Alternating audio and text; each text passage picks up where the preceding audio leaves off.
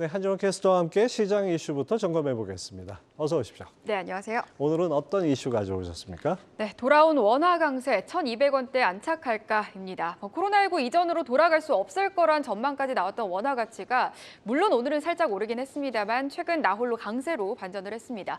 이런 흐름은 특히 중국 위안화 약세 추세 속에서 나왔다는 점에 또 눈에 띄는데요.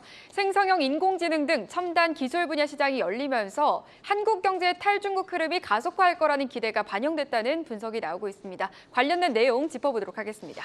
불과 한 달 전까지만 해도 이러다 1,400원대 가는 거 아니냐 뭐 이런 얘기까지 나왔는데요. 최근 많이 떨어졌어요. 네, 맞습니다. 원달러 환율이 1,200원대에 안착하는 모습을 보이는 등 원화 강세 흐름이 지속되고 있습니다. 원화값의 예상 밖 강세에 스트롱 원이라는 신조어까지 나왔는데요. 국내 금융시장에 외국인 자금 유입이 지속되고 미국 은행 리스크 등이 사그라들면서 위험 자산 선호 현상이 강해진 겁니다. 한국은행 등에 따르면 지난달 외국인 투자자들은 국내 금융시장에서 15조 원의 주식, 채권을 사들인 것으로 나타났습니다. 역대 최대 규모죠. 그런데 이렇게 외국인의 자금이 많이 들어올 수 있었던 요인은 의외의 곳에서 나왔는데요. 지난달 말에 엔비디아가 분기 실적을 발표하면서 생성형 AI 관련 매출 상승에 2분기 실적 전망치를 크게 올렸는데 더불어 한국 주력 제품인 반도체에 대한 기대감도 덩달아 커진 겁니다. 실제 엔비디아 실적 발표 이후 13거래일간 외국인 투자자는 코스피에서만 2조 3,362억 원, 코스닥에서는 1,400억 원가량을 순매수했습니다. 특히나 위안화와 반대 흐름으로 나타났다라는 점에서 더 주목되고 있는데요. 중국 경제 의존도가 높은 한국은 통화 가치도 통상 중국 위안화와 비슷하게 유지됩니다. 하지만 최근 중국 위안화는 기대했던 리오프닝 효과가 미미하면서 약세를 이어가고 있는데요.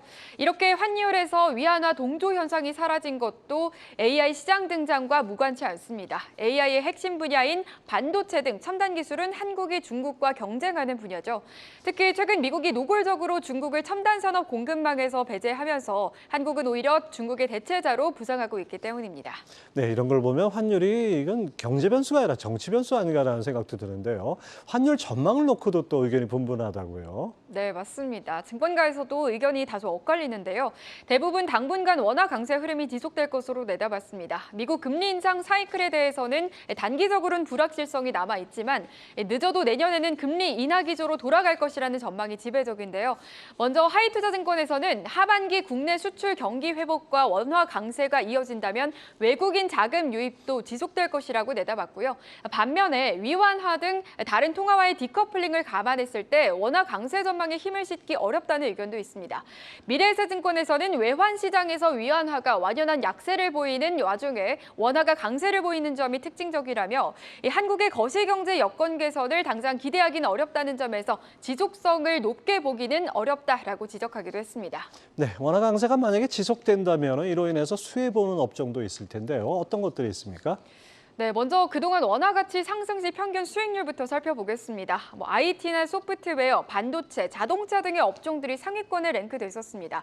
원화 가치 월 평균 10원에서 30원가량 상승 시 평균 수익률은 코스피 대비 IT가 우위에 있는데요. 이 현대차증권에 따르면 2000년 이후 원화 가치가 월 10원에서 30원 상승할 때 평균 수익률이 IT 가전이 2.6%포인트, 자동차가 1.6%포인트, 그리고 코스피보다 1.1%포인트 보다 확연히 높았습니다. 그런 만큼 증권가에서는 IT 가전, 반도체, 자동차 쪽을 포함해서 이 원화 강세로 수입 원가 부담이 완화되는 항공이라든지 에너지 그리고 식음료 관련 종목들을 눈여겨보라고 조언했습니다.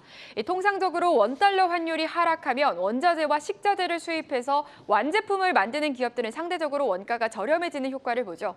첫 번째로 항공사들도 항공유를 달러로 구매하기 때문에 비용이 감소합니다.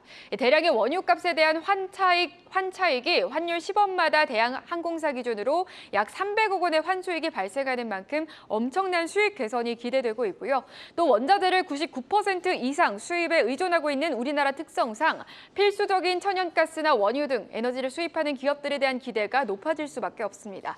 적은 원화로 많은 달러를 교체해서 수입 대금을 지불하는 만큼 동일 비용 대비 많은 에너지를 수입하고 이로 인한 부차적인 수익이 기대되는 거고요. 원자재라 해서 하시면서 에너지를 많이 생각하시겠지만 이 음식료도 역시 많은 영향을 받고 있습니다. 밀가루나 설탕, 소금 등 가장 기초적인 재료부터 쌀이나 보리 등 국내 내수보다는 대부분 수입에 의존하고 있는 만큼 눈여겨보시면 되겠습니다. 네, 원화 강세가 인플레에도 어느 정도 좀 해소하는 데 도움이 될 것 같군요. 한정훈 캐스터 잘 들었습니다.